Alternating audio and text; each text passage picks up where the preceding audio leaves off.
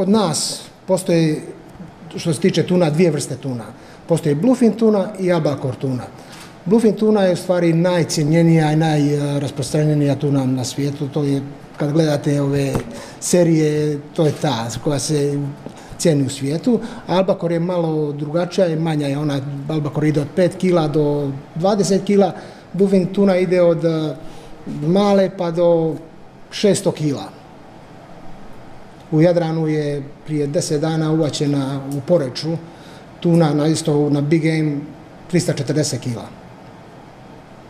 Borba je trajala 2,5 sata. To je najveća tuna zabilježena na štapu uvaćena u Jadranskom moru.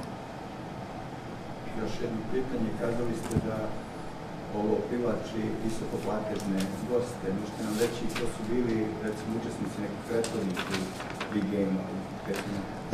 Kao i prethodnih godina i ove godine imamo dosta ljubitelja ovog sporta. Dolazi Vlado Gorgijev, dolazi dr. Colić, dolaze biznismeni Nebojša Šaponjić, Ranko Sočanac, Branko Vurnić, Ratko Zatezalo, još mnogi čak iz Rusije dolaze biznismeni, Njemačke, tako dalje.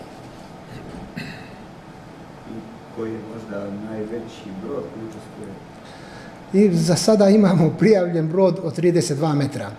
Što samo kad pogledate kuću koja je duga 32 metra pa možete dobiti sliku kako to izgleda. I to je brod specifično za Big Game. Nije jahta, nego brod napravljen za Big Game. Nešto ogromno. Kojih vrlo malo ima u našem.